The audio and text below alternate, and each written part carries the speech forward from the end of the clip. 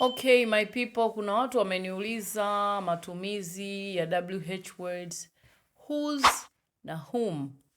Okay?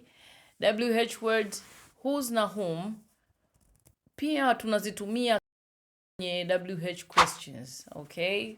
Sasa nataka nikueleze kwa kifupi uweze kuona tofauti kati ya whose na who. Nitaanza na whose leo. Whose kwenye lugha ya Kiingereza inaashiria kumiliki kitu, yani possession au ownership. Okay? Ukitumia whose kwenye sentensi yako, whether ni swali au sentensi, yenyewe inahusika zaidi na umiliki. Kwa hiyo unaposema whose, maana yake ya nani au cha nani? Kama ni kiatu, cha nani? Kama ni gari, la nani? Kama ni labda nguo, ya nani? Peni, ya nani? Okay?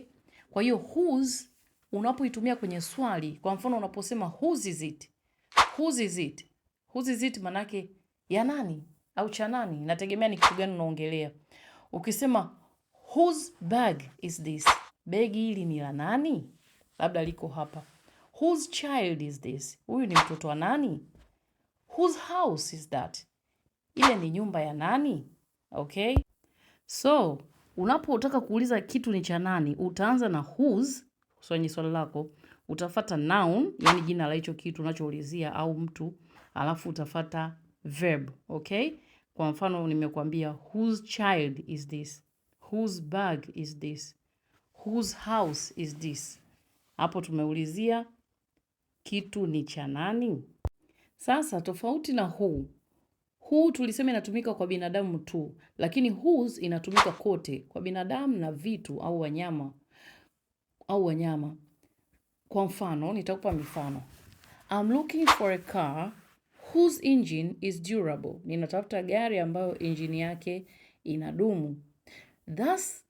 That is the woman whose child is sick. Yule ni mwanamke ambaye mtoto wake anaumwa. Is this the boy whose bag is stolen? Is this the boy whose bag is stolen? Huyu ndio kijana mvulana ambaye begi lake limeibiwa. The house whose windows are red is mine. The house whose windows are red is mine. Nyumba ambayo madirisha yake ni mekundu ni ya kwangu. Okay? Kwa hiyo tumeona ukiuliza swali utaiweka mwanzo whose. Whose car is that? Whose car is outside? Whose phone is ringing? Whose phone is ringing? Whose phone is ringing? Simu ya nani inaita hiyo? Whose house is at the corner? Whose house is at the corner? Nyumba ya nani iko kwenye kona? Hope mpaka hapo tumeshaelewana matumizi ya WH word whose. See you next lesson kwa ajili ya somo la whom. Kama una maswali andika kwenye comment section. Bye.